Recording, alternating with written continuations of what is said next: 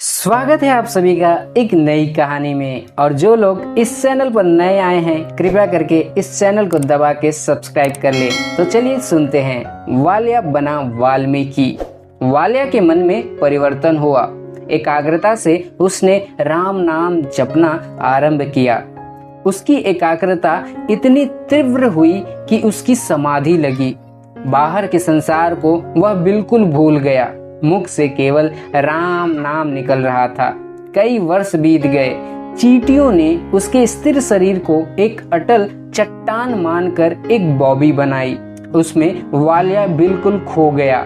बाहर से किसी को कुछ पता न चलता कि इस बीबी के अंदर एक तपस्वी बैठा है। फिर कुछ वर्षों बाद वहां से जाते हुए नारद मुनि को राम राम का स्वर सुनाई दिया। उन्होंने यहाँ वहां देखा। बीबी की मिट्टी को उन्होंने धीरे से हटाया। उन्होंने देखा तो अंदर वाल्या था। नारद जी ने उसे समाधि से जगाया। वाल्या उठो, तुम धन्य हुए। तुम्हारे पापों का नाश हो चुका है।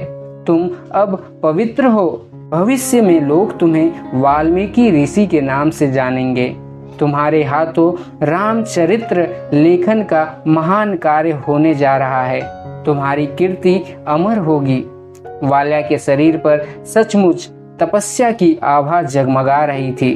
अब वाल्मीकि ऋषि ने तमसा नदी के तट पर एक सुंदर कुटिया बनाई। अनेक शिष्य उनके पास ज्ञान प्राप्ति के लिए आने लगे।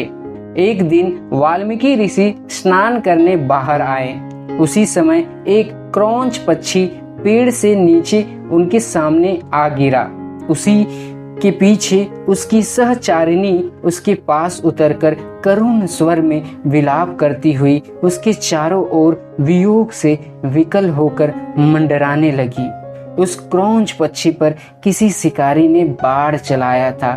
उसके शरीर से खून की धारा बह रही थी और क्षण मात्र में वह ढेर हो गया। वाल्मीकि का मन द्रवित हुआ। वे क्रुद्ध हुए। हाय हाय, कौन है वो दुष्ट? ऐसा कहते उनके मुख से श्राप वाणी फूट पड़ी।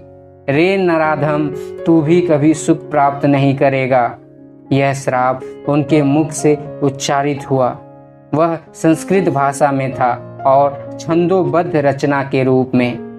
श्राप देकर कुछ समय बीतने पर ऋषि सोचने लगे, क्रोध में आकर मैं ये क्या कर बैठा?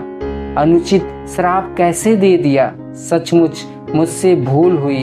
मैंने अभी तक पूर्ण रूप से क्रोध पर विजय पाई ही नहीं। ऐसा सोचकर वाल्मीकि ऋषि उदास हुए। उनके मन में अपराध भाव जाग उठा। इतने में स्वयं सृष्टिकर्ता ब्रह्मा उनके समक्ष प्रकट हुए। वाल्मीकि ऋषि ने ब्रह्मा को साष्टांग प्रणाम किया और बोले, भगवान मुझे क्षमा कीजिए। मैंने क्रोधाविष्ट होकर एक शिकारी को श्राप दिया। ब्रह्मा जी ने कहा, महर्षि इसका खेद न करे।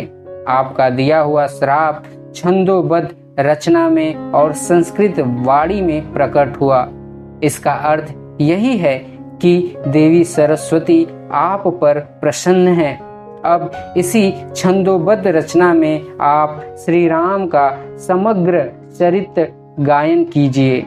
उससे आपकी कीर्ति तीनों लोकों में गूंजेगी और आपका यह प्रभु श्री राम का चरित्र सारे संसार को निरंतर प्रेरणा देता रहेगा।